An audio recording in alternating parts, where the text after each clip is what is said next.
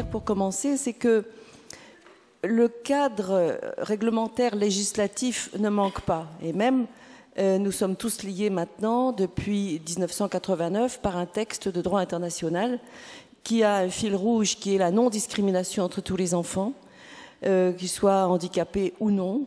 Et il ne faut jamais oublier que nous pouvons toujours nous appuyer sur ce texte dont on va célébrer le 20 novembre l'anniversaire. Donc c'est le 20 novembre 89 que ce texte a été adopté à l'unanimité par les Nations Unies.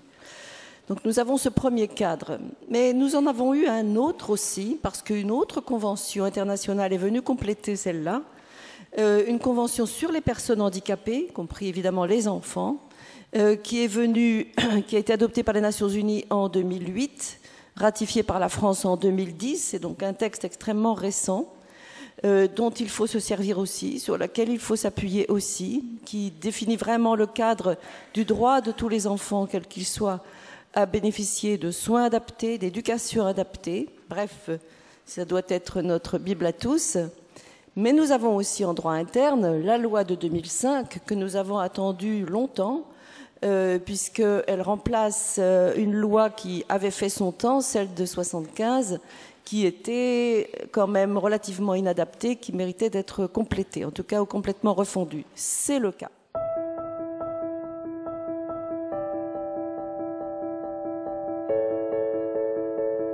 Pourquoi faut-il parler d'éthique pour des enfants contraints dans leur vie et pour des familles et même pour des professionnels par le poids, la gravité des handicaps? Et pourquoi plus particulièrement quand il s'agit de polyhandicapés, de polyhandicap? Parce que justement, l'intrication de multiples déficiences graves oblige à avoir recours à de multiples intervenants pratiquant de multiples interventions. Alors, j'ai eu la chance de participer, et même d'être le rapporteur en 1980, d'un groupe OMS Europe à Strasbourg qui était chargé de répondre à la question suivante: faut-il une éthique en santé publique? Alors bien sûr, on avait une semaine devant nous, mais en quelques heures, on a répondu oui à l'unanimité. Et après, on s'est demandé, mais qu'est-ce que c'est? Et concrètement, qu'est-ce que ça veut dire? Et ce groupe a déterminé 4 facteurs. Le premier de ces facteurs est le plus important. Il est dit qu'une action éthique, si celui pour laquelle elle est engagée est acteur lui-même et repose essentiellement sur 2 conditions. Être pleinement informé de ce qu'on vit et avoir des choix de vie. Or, dans la situation, en institution, en famille, autour de l'enfant polyhandicapé, on oublie très souvent, les parents comme les professionnels, d'informer l'enfant sur sa situation. Ils sont capables d'exercer des petits choix, surtout dans l'enfance, les concernant. Le second est très américain. Il est dit, une action éthique, si elle est utile, c'est évident, et non nuisible. Or, il n'y a plus d'enfance quand on fait pour eux des projets de soins et d'éducation trop chargés. Ils deviennent nuisibles. Troisième facteur, une action éthique, si elle contribue à réduire les inégalités et n'en crée pas de nouvelles. Or, j'ai des échos directs d'établissements où on refuse actuellement des enfants en raison de l'extrême précarité de leur famille, sujet de ce matin, au motif qu'on ne peut pas bien travailler pour un enfant si sa famille ne peut pas coopérer.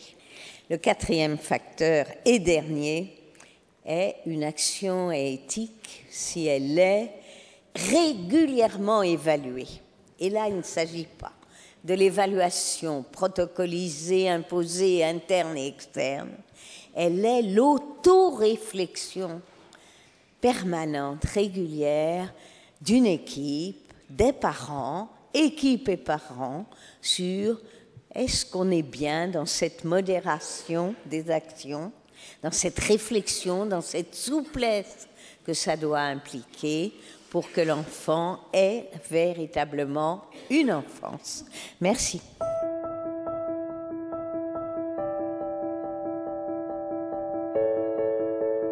Quand nous avons réfléchi à cette question il y a plus de 20 ans avec Philippe Godon, notre président, on s'est toujours dit qu'il ne fallait surtout pas qu'on ait une autre enseigne que celle d'une équipe standard d'accueil de crèche traditionnelle, établissement de petite enfance traditionnelle.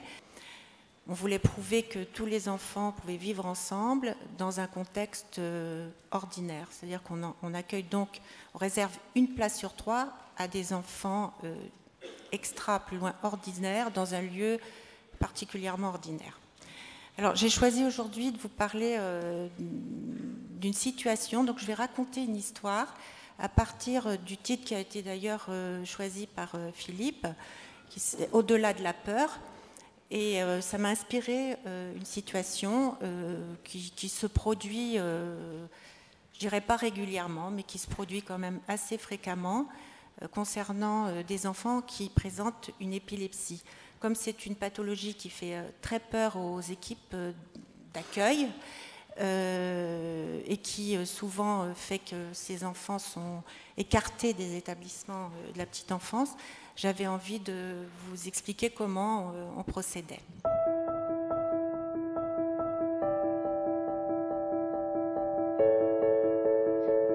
C'est quoi une vie d'enfant, ai-je demandé lors de discussions préparatoires. La réponse qui me fut donnée, je crois par Madame Magnier, fut « Une vie d'enfant, c'est de jouer ». Entrons maintenant à l'Étincelle. C'est un hôpital de jour pédopsychiatrique, une petite trentaine d'enfants âgés de 5 à 13-14 ans aujourd'hui. Nous entrons donc à l'hôpital de jour. C'est le moment de la récréation. 2 grandes cours, des jeux, des trottinettes, des ballons. De l'espace pour se courir après, pour jouer. Pourtant, très peu d'enfants jouent. Alors quoi? Ce ne sont pas des enfants? N'ont-ils pas une vie d'enfant puisqu'ils ne jouent pas? Nos patients sont donc des enfants qui ne parlent pas, qui ne jouent pas, mais qui ont leur vie. Et c'est du moins ainsi que nous l'entendons. Ces enfants présentent pour la grande majorité d'entre eux une pathologie autistique sévère. Quelques-uns sont psychotiques. Tous, et c'est ce qui motive leur admission à l'hôpital de jour, ont de très grandes difficultés à être en lien, en relation avec l'autre, enfant ou adulte. Le soubassement théorique de notre travail est la psychanalyse, c'est-à-dire qu'il s'agit pour nous de sans cesse penser que chaque enfant a une vie psychique, qu'il est un être pensant, chacun avec sa singularité. À partir de cela, notre travail va être d'aider l'enfant à sortir de l'autisme, à acquérir une autonomie de pensée, à accéder à la communication avec un autre humain et au plaisir partagé. Lui donner envie et que cette envie soit plus forte que son retrait et que sa position de défense vis-à-vis de l'extérieur. Notre travail associe un abord éducatif, thérapeutique et pédagogique. Nous favorisons, dès que cela est possible, une ouverture vers l'extérieur de l'hôpital, des inclusions à l'école, au centre de loisirs. Un travail soutenu est fait également avec les parents qui nous montrent leur désarroi, leur impuissance devant ces enfants qui refusent tout lien. Ils nous révèlent aussi comment ils sont attaqués dans leur capacité de penser et de ressentir au fur et à mesure des années qui passent. Alors, à force de travail, nous assistons à la naissance de liens. lien entre ce qui est ressenti et ce qui est vécu, lien entre ce qui est vu et ce qui est nommé, lien avec l'autre, avec qui le plaisir d'être apparaît parce qu'il devient supportable. Les mots surgissent alors, des modalités de communication se mettent en place et des capacités d'acquisition apparaissent. Les apprentissages peuvent se faire. Les regards deviennent directs et des sourires sont présents. Parfois même, nous entendons à l'hôpital de jour des éclats de rire et des blagues qui nous surprennent.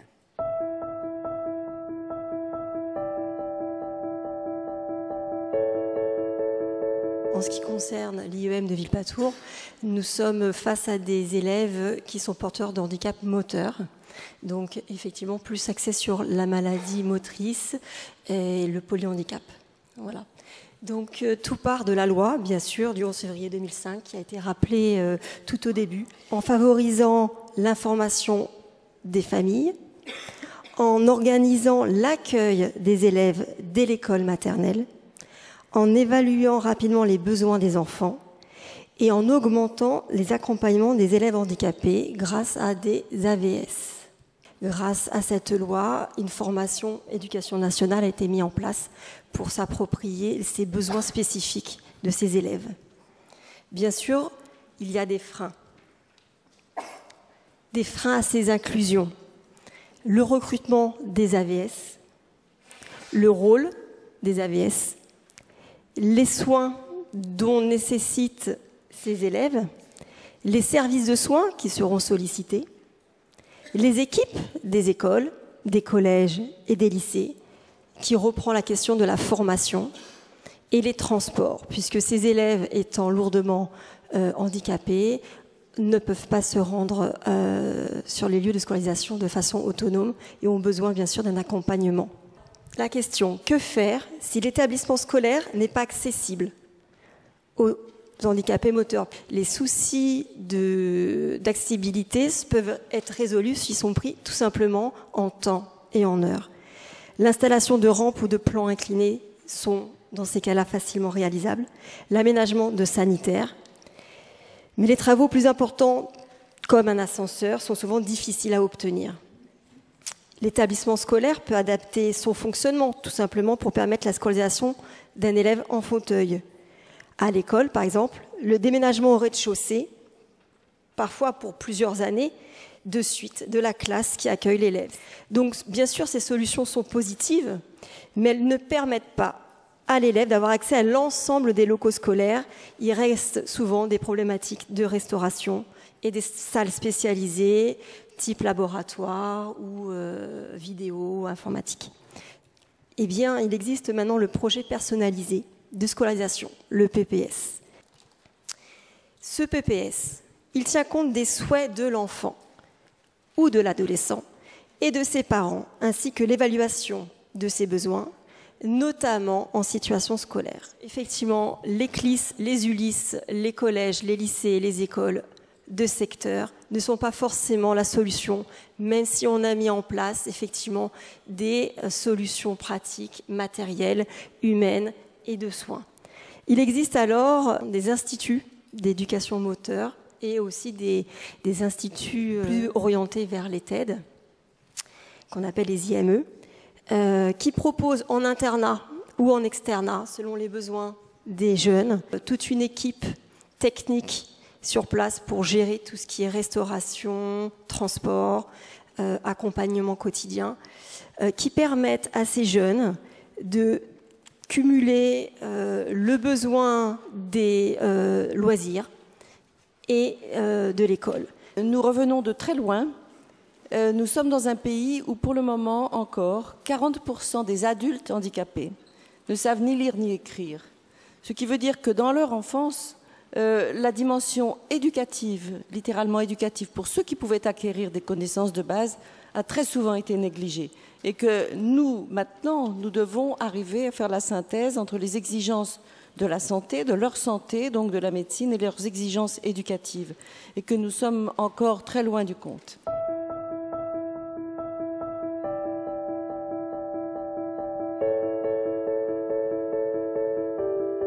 qu'est-ce qui détermine, comment ça se passe? Enfin, je veux dire, en dernier lieu, vous parliez des instituts médico-éducatifs.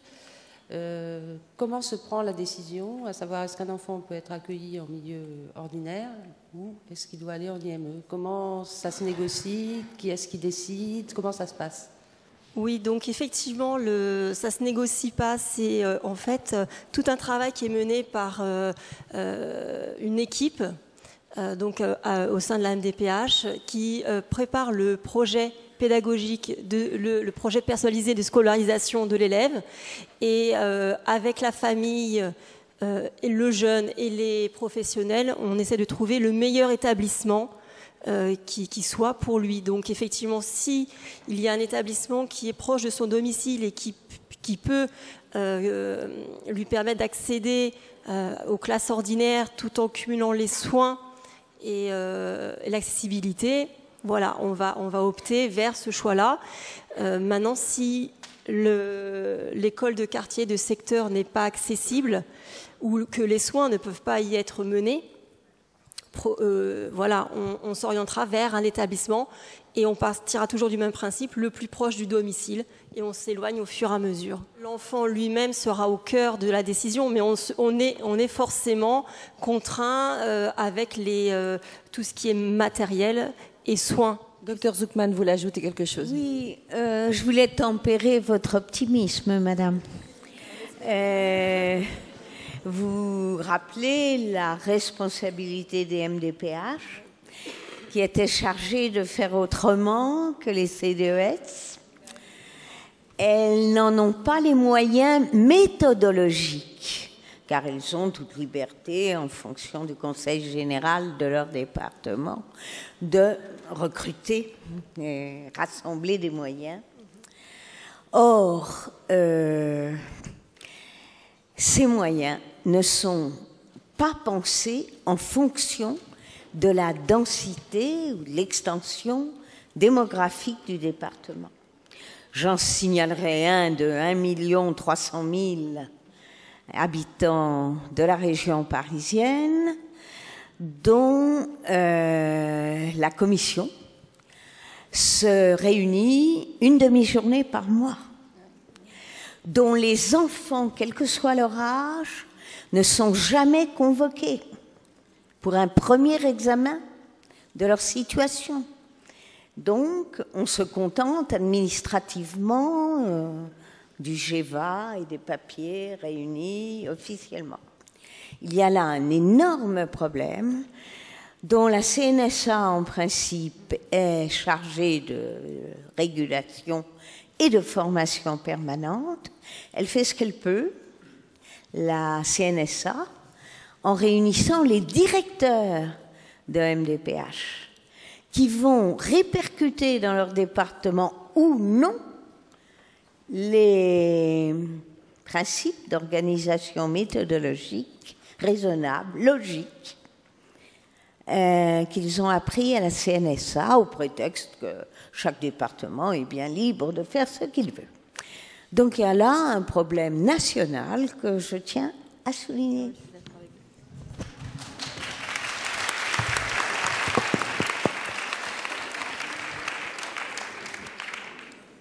Moi aussi, je suis tout à fait d'accord avec ça. Pour le moment, on est encore dans une gestion par l'offre.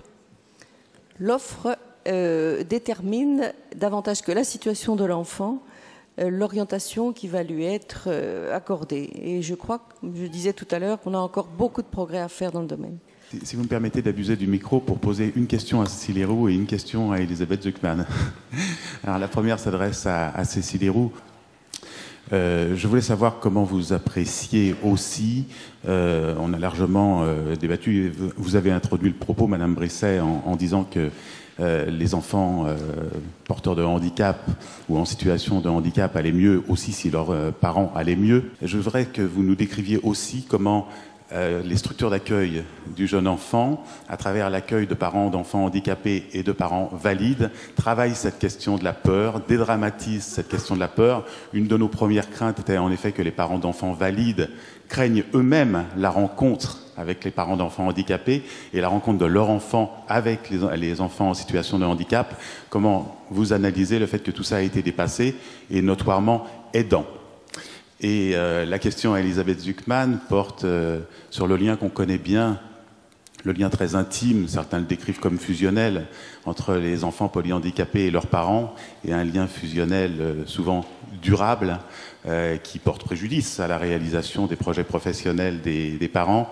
Qu'est-ce que votre expérience vous fait dire de ce lien et de ce lien prolongé entre ces enfants extrêmement dépendants et leurs parents? Par rapport à la peur, il faut dissocier celle des enfants et celle des adultes. Celle des enfants, alors je parle des tout petits, hein, les enfants sont branchés sur nous. Si on est inquiet, ils sont comme des éponges. Pour les adultes, quand on a ouvert Dagobert, il y avait une question qui me turlupinait, mais bon, on se lançait. C'est de savoir comment allaient réagir les parents. Il y avait un gros point d'interrogation. Mais là aussi, on s'est aperçu que, en fait, on projetait nos propres inquiétudes. Quand on est dans cette hospitalité et cet accueil de chacun, que le parent soit un parent d'enfant handicapé ou pas, eh bien, s'il y a des questionnements, s'il y a des craintes, elles se dénouent très vite. C'est nous aussi qui donnons le ton. Il y a un effet de mode. C'est-à-dire que beaucoup de parents nous téléphonent parce que justement ils veulent que leur enfant côtoie des enfants présentant handicap. C'est pas du tout qu'ils veulent mettre leur enfant sans handicap au service des handicapés, pas du tout, il n'y a pas d'altruisme là. C'est qu'ils pensent que pour leur enfant sans handicap, c'est une expérience enrichissante, intéressante et qui va leur apporter beaucoup. Madame Zuckman, sur la fusion, est-ce que la fusion est délétère ou est-ce qu'elle est nécessaire? Mais d'abord, faudrait-il qu'elle existe?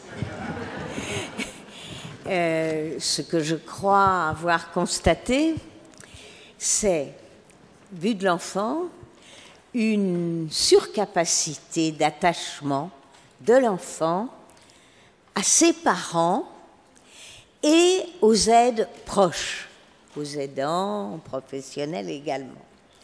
Parce que, au sein de cet univers restreint dans sa pensée, il y a une concentration extraordinaire et donc des liens forts qui naissent entre lui et ses parents, entre lui à un moindre degré et différemment ceux qui les aident. Ces liens forts de l'enfant vers les adultes proches demeurent et sont plus forts sans être fusionnels.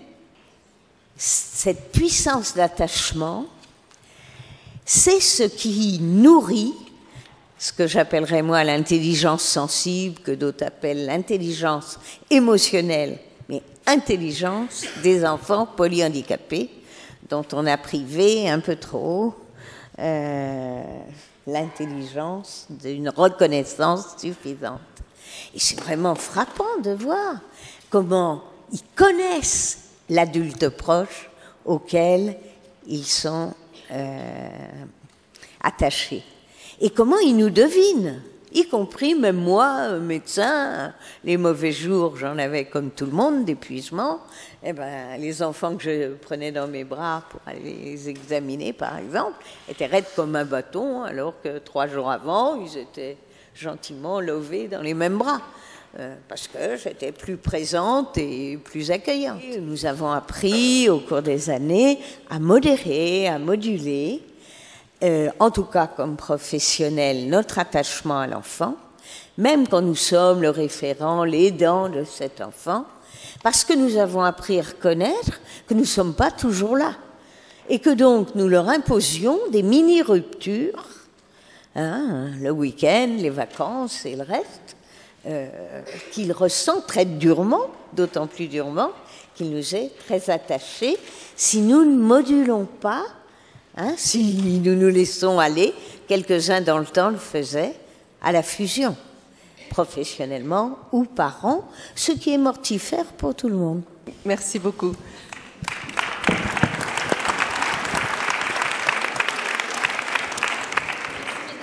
Donc je remercie nos 4 intervenants et je vous repasse la parole. Merci Madame Risset. Merci de vos échanges, de la richesse de ces échanges. Je vous invite à regagner vos places et j'invite Madame Combe, puéricultrice, qui va nous parler du thème de la précarité, de son expérience au sein des pays PMI. Et elle est accompagnée de Madame Claire Seguin, directrice filière métier en Île-de-France, de Madame Fabre, directrice de la PMI de Bagnolet, et de Madame Perrette Salon, qui est psychologue à la Pays de Ney dans le 20e arrondissement.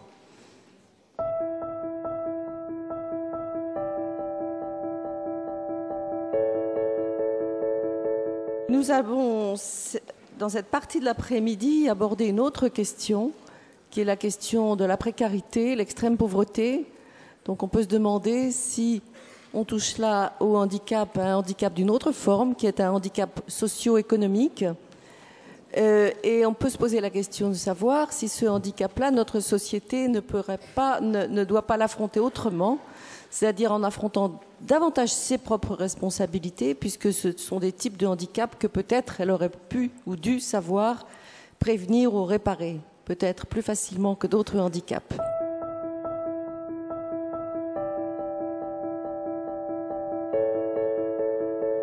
Je vous propose cet après-midi un exposé à double voix.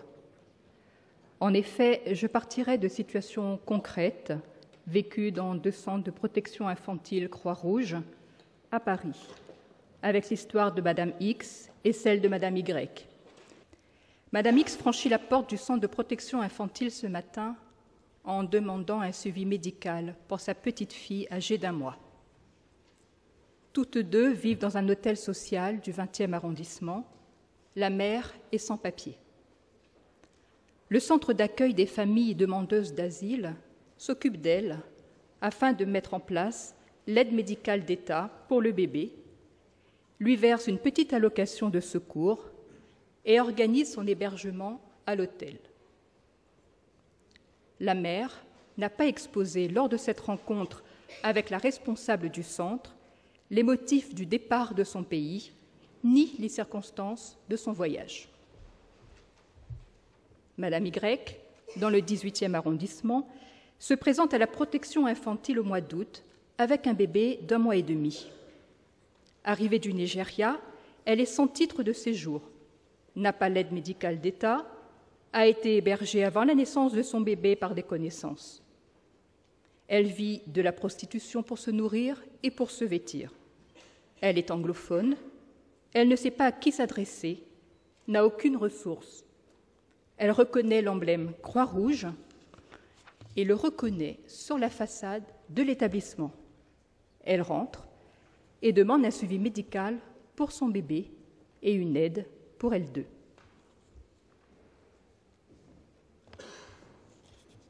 Ces 2 familles s'adressent aujourd'hui dans les centres de protection infantile car ils offrent un véritable service de santé publique qui mène des actions de promotion de la santé individuelle et collective au bénéfice des enfants de moins de 6 ans et leurs parents. Madame X, elle a 30 ans, mais elle se présente à l'équipe comme une personne immature. Elle est en grande demande affective. Elle a perdu sa propre mère. Ses 2 fils, âgés de 9 et 4 ans, sont restés en Afrique centrale. L'équipe observe qu'elle s'occupe de sa petite fille avec un certain détachement, une façon pas tout à fait adaptée aux besoins d'une enfant de cet âge. Ses préoccupations, son avenir incertain, l'empêchent peut-être d'investir ce bébé. Madame Y, elle a 24 ans. Sa grossesse est découverte à 3 mois et demi, trop tardive pour une IVG. Ses parents sont décédés d'une grande souffrance au Nigeria. Il lui reste une sœur qui vit là-bas. Un retour au pays lui semble inenvisageable. L'équipe observe que Madame Y s'occupe de sa fille avec des gestes brusques, qu'il y a une absence de regard. Une information aux parents sur les gestes ou les manipulations inadaptées doit être assurée, et particulièrement sur le cas le plus extrême, celui du bébé secoué. La loi du 5 mars 2007 dispose que, je cite, « La protection de l'enfance a pour but de prévenir les difficultés auxquelles les parents peuvent être confrontés dans l'exercice de leur responsabilité éducative, d'accompagner les familles. » Contrairement à Madame X, Madame Y n'a pas de domicile fixe et fait appel au 115. Elle est hébergée dans plusieurs hôtels, en changeant de lieu quasiment toutes les semaines, Paris et banlieue parisienne. La multiplicité des hébergements et donc des transferts ont fragilisé la santé du bébé, qui présente des problèmes bronchiques, ayant nécessité une hospitalisation de 48 heures et des soins hospitaliers journaliers pendant plusieurs jours. Il est à souligner que les trajets hôpital-hébergement duraient en moyenne 3 heures par jour. Cette fragilité respiratoire angoisse la mère, retarde les vaccinations et nécessite des consultations plus fréquentes. Un soir, Madame Y sonne à la porte au moment de la fermeture du centre. Elle est accueillie par la directrice qui la trouve accablée, épuisée. Elle avait faim et n'avait rien mangé de la journée alors qu'elle allaitait son enfant.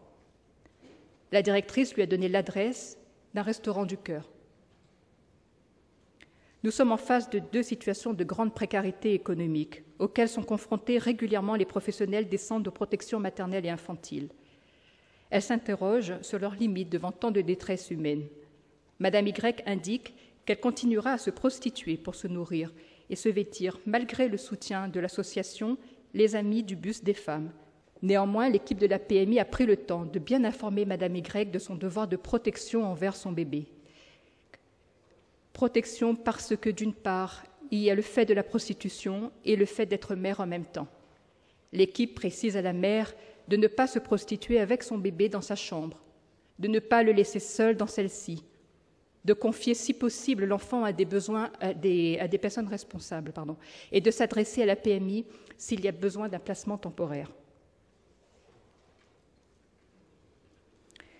Toutes ces actions auprès des parents pour mieux prendre soin de l'enfant sont primordiales et sont des enjeux importants pour la santé de l'enfant et la prévention d'éventuels dysfonctionnements ultérieurs, tant physiques que psycho-affectifs.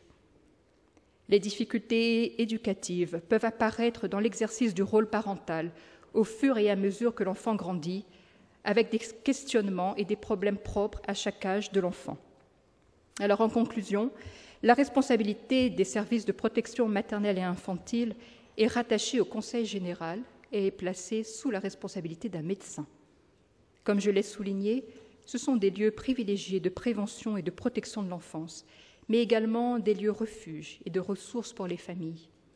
Au regard des difficultés qu'ils rencontrent, les parents doivent pouvoir accéder à des informations et bénéficier d'un soutien pour assurer leur rôle et leur responsabilité parentale.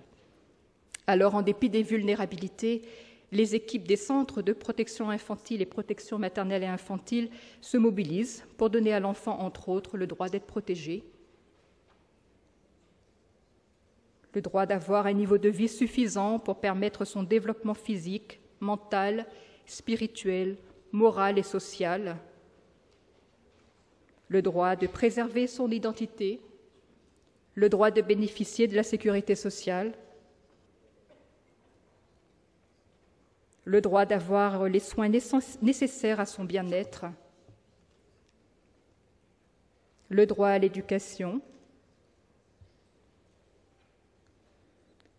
le droit au repos et au loisir, et le droit d'avoir une vie d'enfant.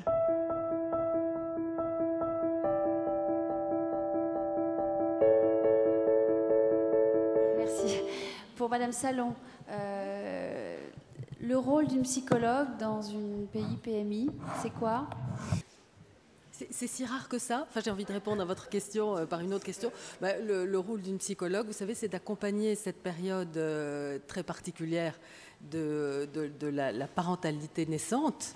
Et à cet égard, c'est important parce que on touche à la fois à la périnatalité, bien sûr, à la maternité et à la parentalité. C'est-à-dire que on a affaire à de jeunes parents qui viennent de mettre au monde un enfant, puisque la PMI accueille l'enfant de 0 à 6 ans, et qui sont confrontés à des turbulences émotionnelles qui n'avaient, pour la plupart du temps, pas prévues. C'est-à-dire qu'il y a une idéalisation de la maternité qu'on connaît bien dans nos métiers, Hein, la maternité, il n'y a rien de mieux, pour parler un peu vite.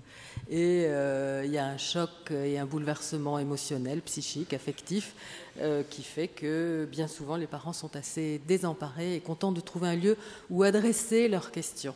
C'est-à-dire qu'ils sont souvent en proie à des questionnements dont ils sentent bien qu'ils ne sont pas complètement du registre du médical.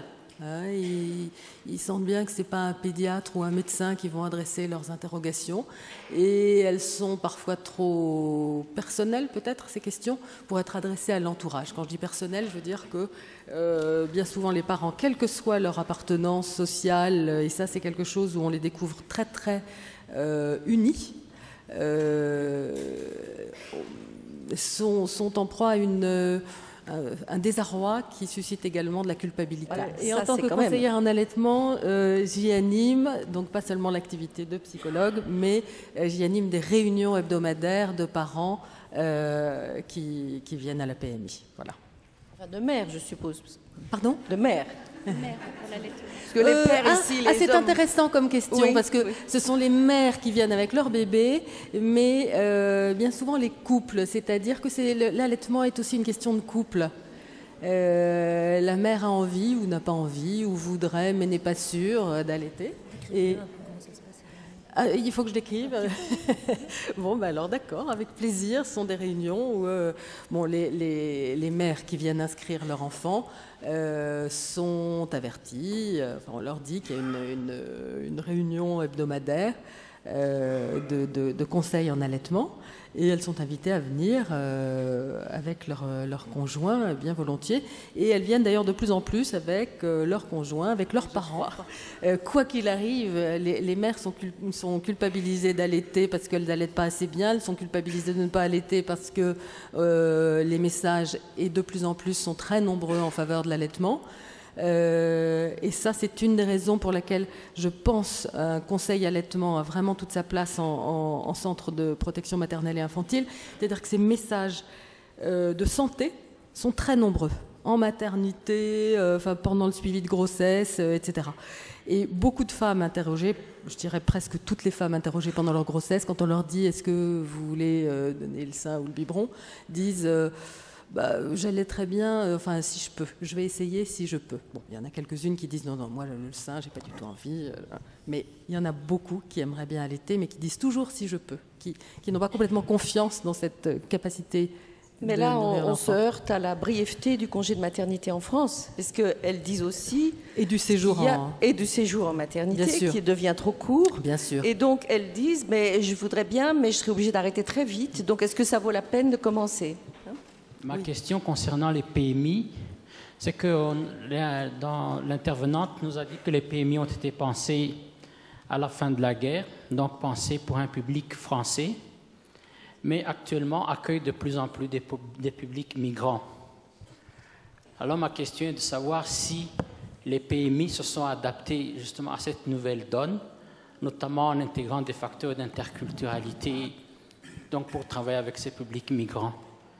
Et puis par rapport aux interventions qui ont eu lieu avant, je ne sais pas si ma représentation, ma conception de ce qui a été dit est la même qu'ici dans l'Assemblée, mais je trouve assez important de ma part de pouvoir faire une différence entre les familles pauvres et les familles précaires, parce qu'il y a une confusion possible, un amalgame entre ces deux situations-là.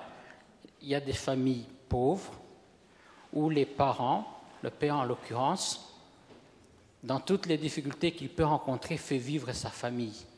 C'est un père qui est fier et qui est considéré par sa famille comme un héros. Les enfants vont s'identifier à lui et ce sera un parent objet de fierté.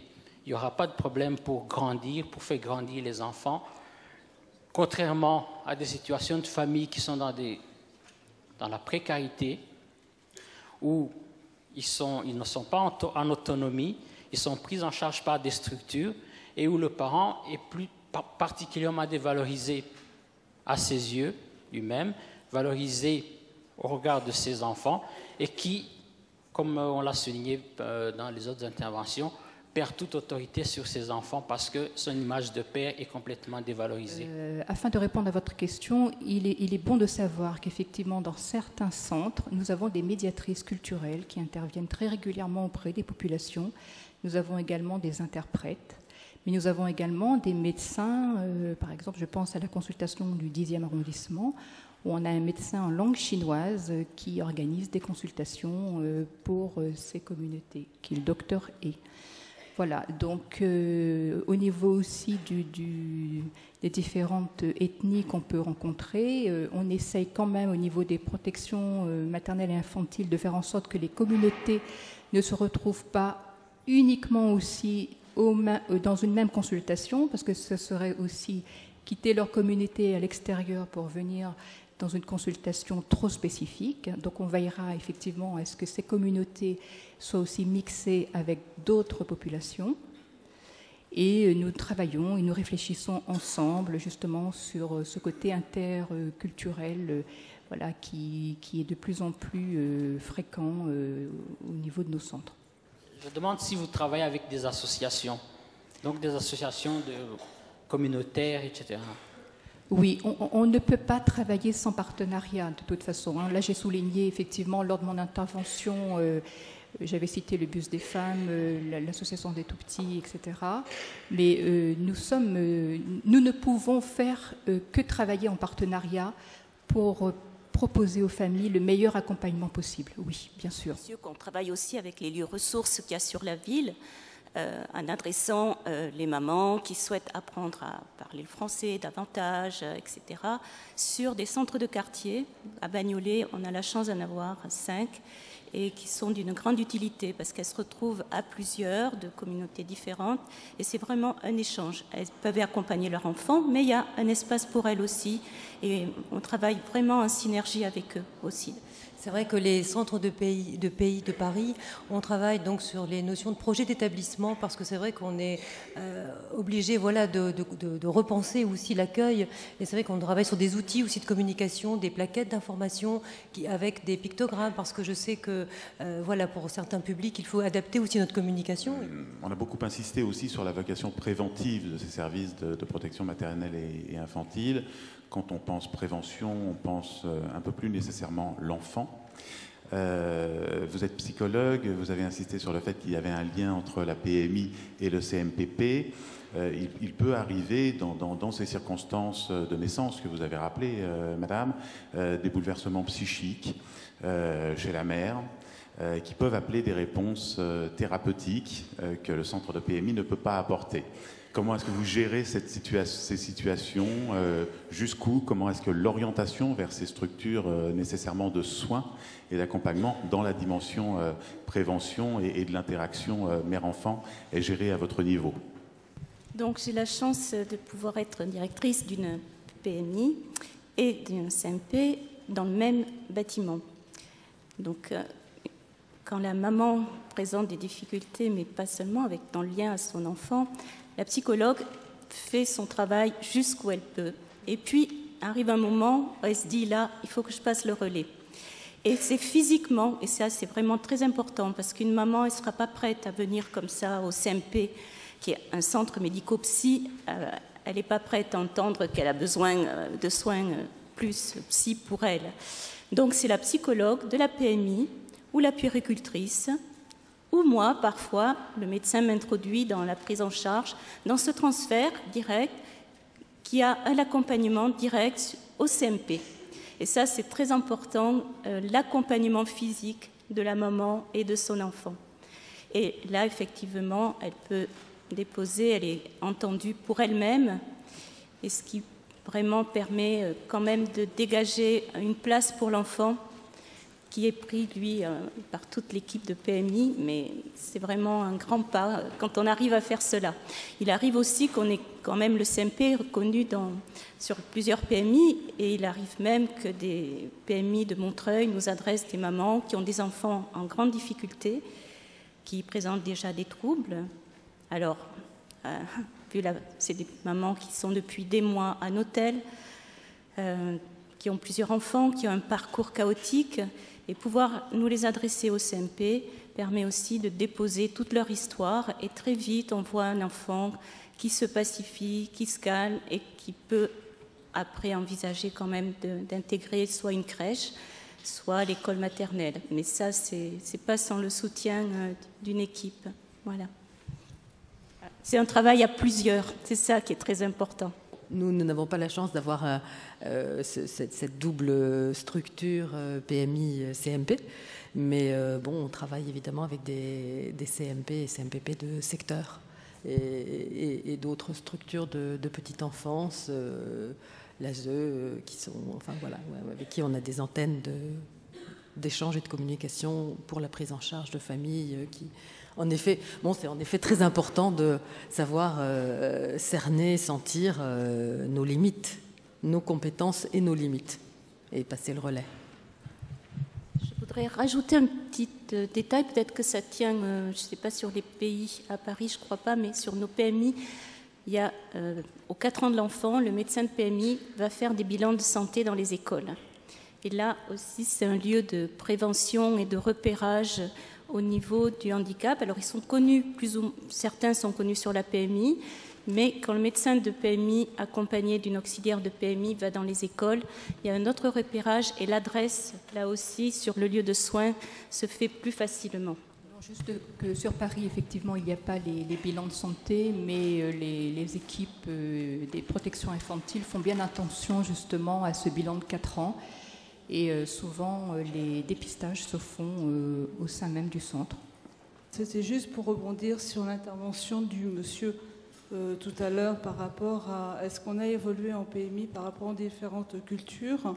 Je pense qu'aussi on peut s'appuyer sur les formations qui existent. Ah bon, dans le Val-de-Marne, il en existe une, entre autres, avec le CPPA sur les différentes cultures et qui, du coup, nous aide à pouvoir mieux comprendre les différentes cultures et à pouvoir mieux travailler aussi avec les différentes cultures qu'on rencontre en centre de PMI. Voilà, c'était juste un additif et un complément. Je voulais juste, moi aussi, mettre un additif par rapport à l'allaitement et la culpabilité de ces femmes qui veulent allaiter ou pas. Je me dis aussi qu'il faudrait que le dialogue des professionnels de santé soit fait en sorte de ne pas culpabiliser non plus et de laisser libre choix aux mamans. C'est tout à fait l'esprit dans lequel nous travaillons. Ça marche pas ? Si, ça marche. Dans lequel nous cherchons à travailler. Ouais. C'est-à-dire que, comme vous le savez certainement, il y a des femmes qui sont résolument opposées à l'allaitement et leur libre arbitre est plus que respecté. Enfin, c'est la moindre des choses, ça va sans dire, mais autant le dire puisque c'est nécessaire, mais cela va sans dire. Il y a des femmes qui veulent allaiter, voilà, et puis il y a la frange de toutes celles qui ne savent pas. Et nous, voilà, nous préconisons pour ces femmes-là d'abord le droit à l'information, savoir quelles sont les applications, en connaissance de cause et des effets. Bon, on parle aujourd'hui beaucoup de la décision éclairée. Une décision éclairée, encore faut-il enfin, ça implique de donner aux parents les moyens de savoir. Et puis, pardon. Malheureusement, le dialogue des professionnels de santé n'est pas toujours en ce sens. Mais le dialogue des professionnels de santé, il est très très divisé, voilà. D'autant plus que la formation est très fragmentée. Vous savez que les médecins actuellement, et s'il y en a dans la salle, ils ne me contrediront pas, j'espère, les médecins, au cours des études de médecine, ils ont 2 heures sur le sein, même pas sur la lactation, le sein, et c'est l'anatomie et la physiologie du sein, avec une bonne partie qui est consacrée au cancer du sein, comme ça, des fois que... Voilà. Et la lactation, les sages-femmes ont une formation, les puéricultrices, quand elles ont des enseignants qui sont très motivés et intéressés par la question. Et voilà, je ne prône pas forcément l'allaitement, hein, je ne dis pas du tout...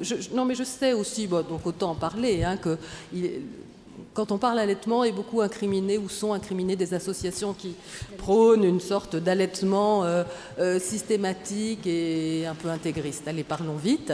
Ce n'est pas de ça qu'il s'agit. Ce n'est pas du tout de ça qu'il s'agit. C'est d'éviter des renoncements à l'allaitement, des renoncements au sein qui se font dans les larmes parce que les femmes elles ont très envie d'allaiter, celles qui ont très envie d'allaiter, et qui essayent. Et il est inhérent au début de l'allaitement, aux premières semaines, c'est bref, mais c'est pratiquement inhérent à tous les débuts d'allaitement, d'être un petit peu difficile. Vraiment, un de nos objectifs, c'est de donner les moyens aux mères qui l'ont décidé, aux couples, oui aussi, qui ont envie que leur enfant soit allaité, de pouvoir allaiter en durée et en qualité. Merci aux intervenants. Un grand merci à Madame Brisset.